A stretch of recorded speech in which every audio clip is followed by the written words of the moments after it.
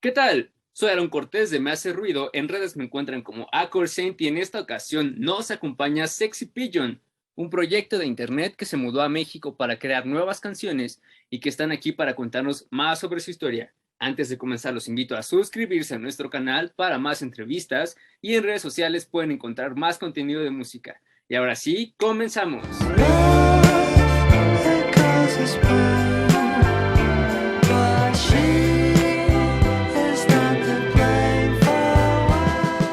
This particular project began just like you guys met in the US, but you are from different. Yeah, you are from Amsterdam, and Yes. Can you remind me where you're from? I'm from Amsterdam, and Daryl's from California. Yeah, I'm from Sacramento, yeah. California, and we met because he was hitchhiking, and I was living in a tent at an airport skydiving, and he got dropped off by a truck driver, and stayed for 2 weeks, and we became friends. And it is funny because you met from you were from different parts of the world. Now you are in Mexico and you trying to work in here more. But it's funny because the city where your music is played the most is Mexico City, Yeah, followed by Amsterdam, California, and then and I think it's Peru, and then it's just again Mexico in Guadalajara. So it's just funny because even if you don't start in Amsterdam and stuff, your project we're receiving there. So what do you think about it first? That's a hard question. Well, we early on in the project, we had some early songs and lo-fi songs that made some playlists in Amsterdam. I don't think our indie music is that well known in Amsterdam. It's a lot more of our early project stuff, and the indie music itself is really big in Mexico. If you look at the stats on Spotify, like Let's Leave in the Morning, Mexico has 5 times the number of listeners as the second country. And I think that's the main thing for us too, is that we didn't necessarily want to make lo-fi, but it was just like, first it was like fun. And then when we started doing indie, when we put the songs on YouTube, then the only people that always reacted mainly reacted were the Mexican fans. And that's honestly like what gave us kind of the idea, like, hey, maybe this actually is like a serious thing. Maybe it's just not like an internet project type of thing. And we're here today because of early on, like over a year ago, the Mexican fans were really welcoming to the song I Don't Give a Fuck, and also Let's Leave in the Morning. Those 2 songs they completely loved, and they blew up on YouTube.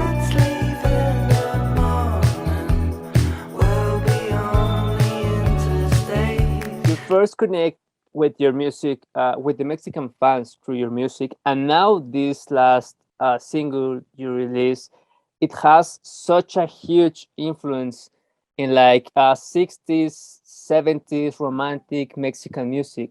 So I'm super curious about it because you are obviously from different countries, and this music it's like that kind of influences. It's the type of music that my grandma listens to, and I know it because of her. So how first of all, how did you reach to that influences? How was the first approach to that music? Robin? Yes, it was really funny because what you said about your grandma, my grandpa used to listen to it, but my grandpa was like, he traveled a lot. So he had a lot of like vinyls from all over the world. And he played a lot of like Los Bookies and all those people. But then when we decided to come to Mexico, that was a sound that it was so weird. It's like the purest nostalgia, because it was like, I know this. And I was like, where do I know this from? It actually took me a minute to realize like, oh, this is the stuff that my grandpa used to play.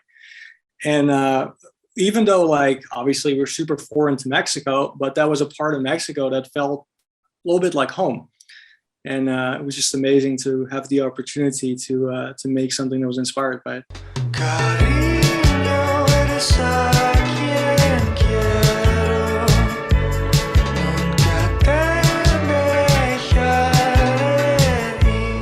The second part of that question is that it's so interesting that you caught really, really well the vibe of that music, and now you use it in your music. And was it hard for you just like trying to make it sound natural? It was just because you grew up on that, or how did that work? Because we have projects that are in English that have influences on Latin music, like Los Retros, for example. I don't know if you ever heard of them. Yes, We love like Los the same Retros. vibe, romantic vibe. So just the first time I listened to your music, I felt that vibe too. Like especially this last single with the video. The video was shot in Mexico too, right? yes. Yeah, it was shot in Cancun with our one of our fans from Colombia that was on holiday. It's the first fan that we met out of like Anyone? out of anyone in 2 years, and it was really cool. She knew all the lyrics to all the songs, and I was singing along when we were playing guitar with her. How was the process of making that song, from taking that influences and make it yours? Because I read somewhere that you said it was kind of a cultural appropriation somehow, but it's like in a good way, you know. It's not like just taking something and it's mine. No, it's just like the influences, and I feel music always has that. Like I want to have this like 80s Japanese synth or something, and you took something that it's kind of old for us, and yeah, at least people in here, like young people, almost never care about that music, but you did, and you took that take that huge step to make it fresh and brand new. So how was that creative process? I think the first thing that I was kind of worrying about too was like, is this okay? And we wanted to do it in the most respectful way. And I listened a lot to the music, and obviously since I was younger, so I just tried to get it as close as possible. And we also on purpose tried to go with the instruments used in that time period, like Fox Continentals for the organ part, and tried to run everything heavily through a tape machine to really get that feel. And funny enough, it honestly was a song that was made pretty fast, and it came together very natural. Like it didn't feel forced or anything. And it was a super fast process. Yeah, we made the chorus in Amsterdam. He was in Amsterdam and made the chorus, and we posted it on Instagram, and everyone absolutely loved it. And we flew to Mexico like a couple of days later, and we right when we landed in Mexico, we had to finish the song. So it started in one place, and we finished it here, and we had influences on everything here. Will we ever find a way to make our time last forever? And also, you're traveling a lot, and this is huge part of the soul of this project. Like traveling, this is how everything started, how you guys met. And now I want to ask if you are planning to, just to move to a different other countries than ours, and or just now that I brought up just the whole Japanese synth and stuff, are you planning just like make it worldwide and trying to use different sounds, or just are you into the Latin music? Well, we want to focus on Latin American countries. We want to make Mexico City our home base, and we would love to travel all over Central and South America and stay for 1 or 2 months in each city and play shows and meet fans in each city and get influences from all over the place. But we want to make Mexico City our home for the time being. Okay. Yeah, also, when I look at my youth, there wasn't necessarily a lot of other musical influences, like nothing from too far away. So obviously my grandpa used to listen to a lot of like rock and roll, and then it was like romantica, but there wasn't a lot of like Japanese or like Asian influences necessarily.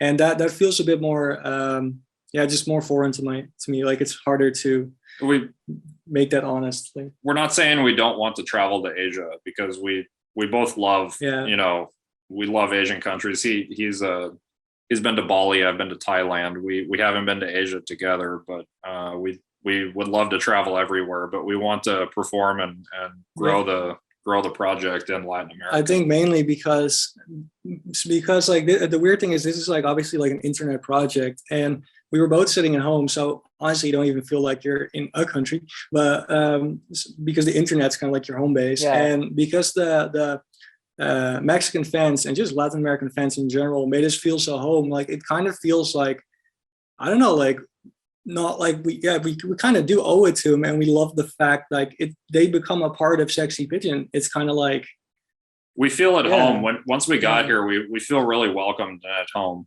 Like people are really welcoming and nice to us, and it's like Mexico doesn't feel that foreign when we walk around or anything. It feels familiar to both of us. But I gotta know what I mean to her, and I gotta try. And I also feel that thing you just say is so interesting that yeah, internet makes everything timeless. And Yes. and it's way beyond just frontiers and barriers and stuff like countries. So I feel yeah, this is really important because recently I've been talking to a lot of musicians that start doing their projects during quarantine and they just start evolving and they've told me just like it's weird being on stage or like it's gonna be weird being on stage because you grew that fan base on the internet. So yeah, how do you think is it gonna be for you now that you have this strong Mexican and Latin American fan base and now just going out there and making a proper show after everything like this happened during this weird time of yeah, this weird period of time in life?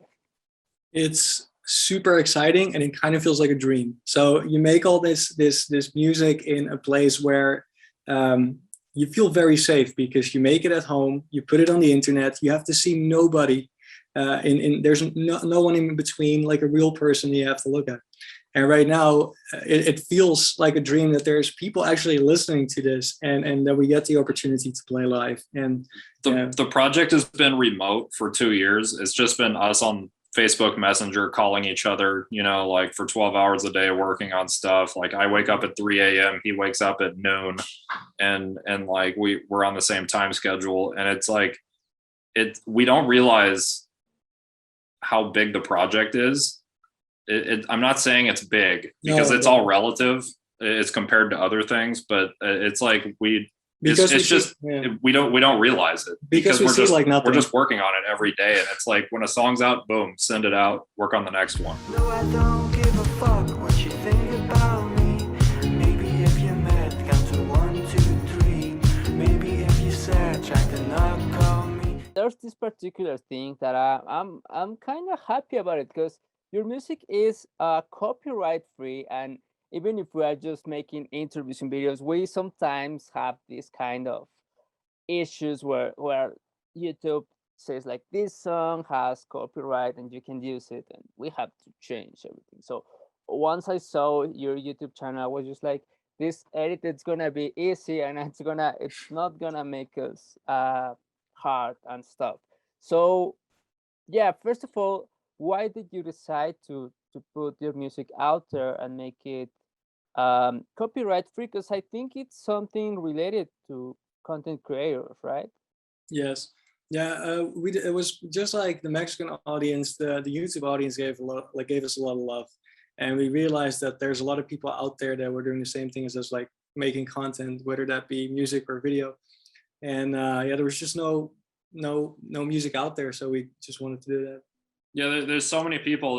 I think there's almost 2 billion people on YouTube, and everyone needs music for their videos, and we just want to hook people up with good music that they like, and it's so hard to find good copyright-free music.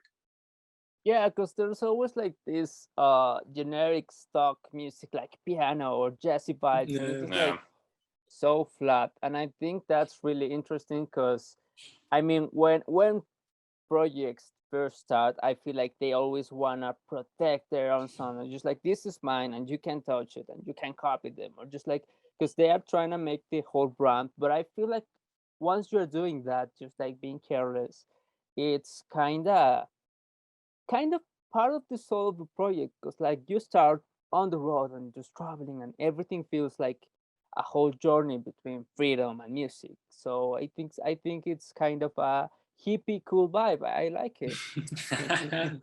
Thanks. I like the hippie cool vibe, man.